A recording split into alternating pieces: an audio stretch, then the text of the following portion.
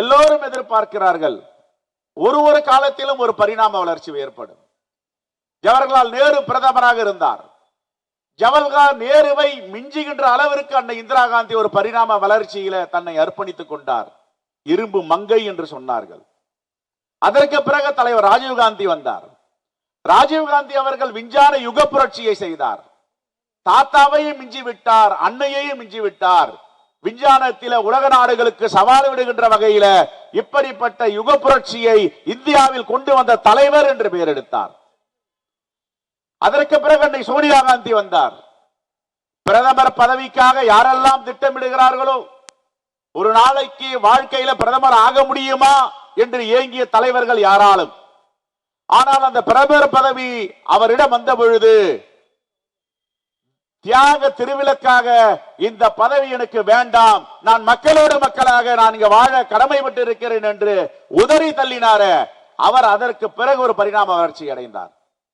தலைவர் ராகுல் காந்தி அவர்கள் எல்லா மக்களுக்குமான தலைவர், எல்லா மதத்துக்குமான தலைவர், எல்லா பிரிவுக்குமான தலைவர்.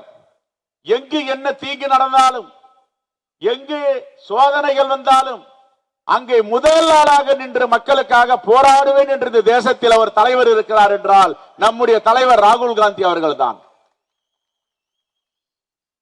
2021ஆம் ஆண்டு நாம் 18 சட்டமன்ற உறுப்பினர்களை 18 உறுப்பினர்களை மணி போல் பெற்றிருக்கிறோம். 2021க்கு பிறகு 22 செப்டம்பர் 7ஆம் தேதி தலைவர் ராகுல் காந்தி அவர்கள் திருப்பெரும்புதூரில் வந்து தலைவர் ராஜீவ்காந்தியுடைய நினைவிடத்தில் ஆசி பெற்று கன்னியாகுமரி முதல் காஷ்மீர் வரை நடைபயணம் மேற்கொண்டார். அந்த 22க்கு பிறகு தமிழ்நாட்டில் இளைஞர்கள் எல்லாம் காங்கிரஸ் பேரியக்கத்தின் மீது மிகப்பெரிய ஈர்ப்போடு இருக்கிறார்கள் என்பதற்கு மாற்று கருத்து கிடையாது. பல முன்னுதாரணங்களை சொல்லலாம்.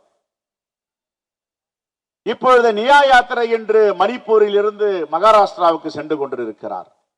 என் அருமை தோழர்களே, இங்கே பேசிய தலைவர்கள் எல்லாம் சொன்னது போல் நீங்கள் இல்லாமல் இந்த பேரியக்கம் இல்லை. இந்த தலைவர் பதவி என்பது ஒரு தூதுவர் பதவி. தலைவர் என்றால் தலைவர் எல்லாவற்றையும் முடிவு செய்து விட முடியுமா?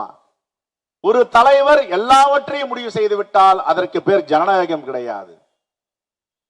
கூட்டு முயற்சி எடுக்க வேண்டும், கூட்டு விவாதம் செய்ய வேண்டும், எல்லோரிடமும் கலந்து யோசித்து எது சரி இந்த காங்கிரஸ் பேரியக்கத்துடைய எதிர்காலத்திற்கு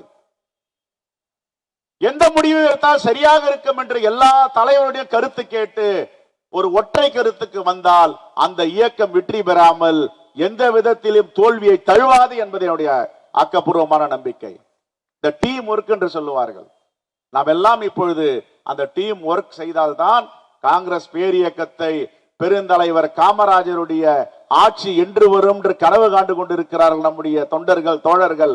அவர்களுக்கு இதை காணிக்கையாக்க முடியும். எங்களுக்கும் கனவு உண்டு, எங்களுக்கும் கனவு உண்டு.